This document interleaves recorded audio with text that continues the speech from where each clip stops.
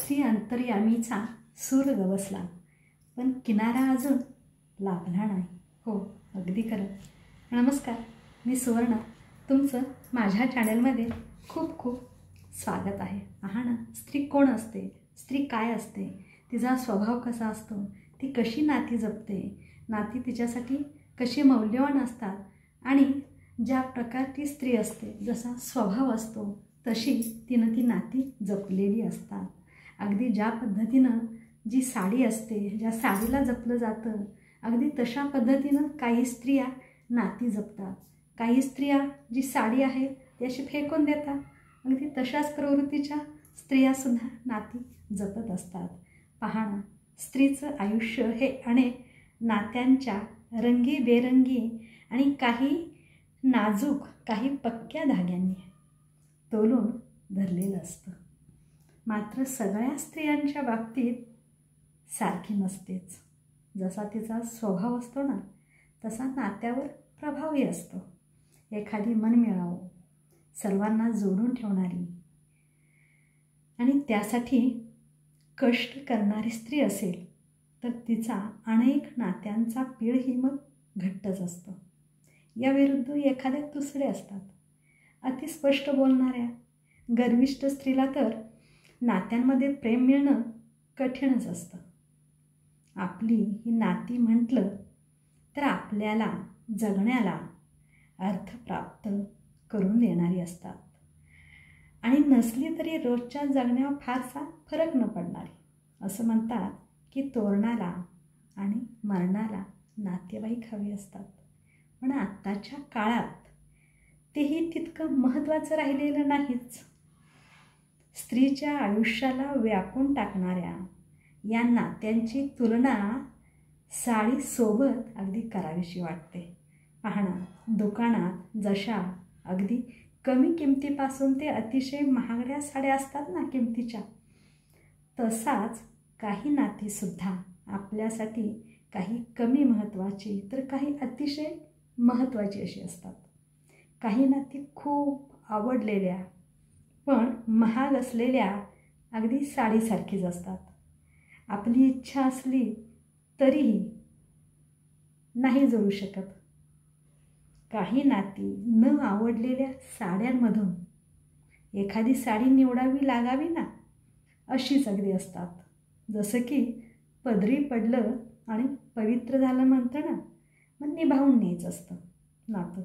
काही नाती मात्र खूप आवडून गेलेल्या अगदी साडीसारखी, त्याचा रंग, पोत, किनार, काठपदर, त्याची किंमत, असं सगळं अगदी मनासारखं मिळालं की मग ती साडी आपल्याला किती आनंद देऊन जाते ना.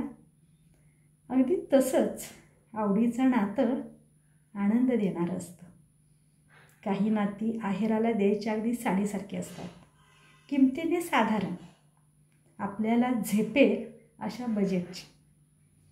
जशी साड्यांमध्ये प्रत्येकाची आवड ही वेगवेगळी, तसंच नात्यामध्येही प्रत्येकाची आवड महत्त्वाची असतेच. कुणाला फक्त माहेरची नाती जोडून ठेवावीशी वाटतात, तर कुणी सासर, माहेर, मित्रपरिवार सगळं अगदी छानपैकी सांभाळून ठेवलेलं असतं. आपल्या साड्या आपण कितीतरी वर्ष सांभाळून ठेवतो, अगदी कपाटातच. एखादी साडी आपण जपून ठेवतो ना, अगदी तसंच एखादं तरी नातं असतंच आणि ते सांभाळून ठेवलेलं असतं. नवनवीन साड्या आल्या तरी जुन्या साडीची जागा ती कायम तिथंच राहते, तिला हलवली जात नाही कपाटातून. नवीन नातं जुळत गेले तरी या जुन्या नात्याची ओढ असतेच ना. आणि पहा ना, काही साड्या फक्त दिसायला आकर्षक पण नेसल्यावर टोचणाऱ्या, तशी काही नाती असतात दुरून खूप चांगली पण जवळ आली की ती टोचणारी. काही साड्या नेसाव्याशा वाटत नाहीत आणि टाकाव्याशाही वाटत नाहीत. तशीच काही नाती तोडताही येत नाहीत आणि असली तरी काय होतं, त्याच्यातून आनंद नाही. काही जुन्या साड्यांना, नव्यांना जागा द्यायची म्हणून कपाटाबाहेर काढावं लागतं, तसे काही नाती नव्या नात्यासाठी जुन्याला थोडी मुरड घालावी लागते. एखादीला पहा ना, प्रत्येक स्त्रीची साडीची जशी आवड तशी नात्याचीही निवड. एखादीला नुसत्या गर्भ रेशमी साड्या आवडतात ना, अगदी तशीच ती अगदी मोजकी निवडक नाती जपते. काही जणींना अगदी भडक रंगाच्या दिसायला आकर्षक साड्या आवडतात. तसंच नुसत्या देखावासाठी मनात आपुलकी जिव्हाळा नसताना सुद्धा ती बरीच नाती सांभाळते. एखादीला साडीतील सगळे प्रकार आपल्याकडे असावे असे वाटतं. तसंच नात्यातही लहान मोठ्या बरोबरीच्या वयाच्या सगळ्या बरोबर मिळून मिसळून वागावे वाटते. बऱ्याच जणींना कॉटनच्या कडक साड्या आवडतात. तसंच काही जणी नात्यातही यांच्या तत्वात न बसणाऱ्या लोकांशी नातं ठेवताच येत नाही यांना. काही फक्त नवीन फॅशनच्या साड्या नेसतात. जुन्या साड्यांवर जीव जडतच नाही यांचा. तसंच नात्यातही काही जणी नवीन नात्यात आपलं स्थान निर्माण करण्यासाठी जुन्याला रामराम ठोकतात.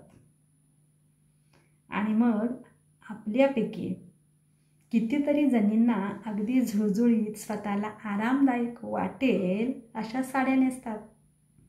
तसंच नात्यातही काही जणी स्वतःला सुरक्षित वाटेल अशीच नाती जवळ ठेवतात.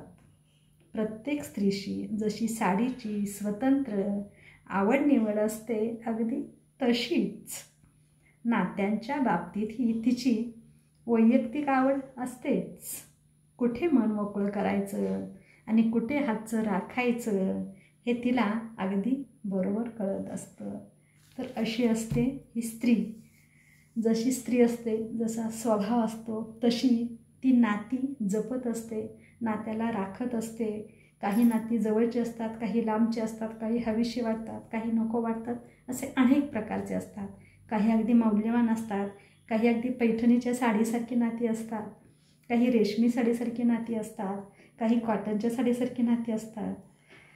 तर अशा प्रकारची ही नाती असतात. आणि असं हे स्त्रीचं आयुष्य रंगीबेरंगी साड्या जशा असतात ना, तसं रंगीबेरंगी नात्यांनी स्त्रीचं आयुष्य हे बहरलेलं असतं. कसे वाटले विचार अवश्य सांगा. स्वस्त रहा, मस्त रहा, मजेत रहा, आनंदी रहा, उत्साही रहा, हसत रहा आणि हसवत सुद्धा रहा. तोपर्यंत धन्यवाद. आणि हो, व्हिडिओला लाईक, शेअर आणि सबस्क्राईब जरूर करा.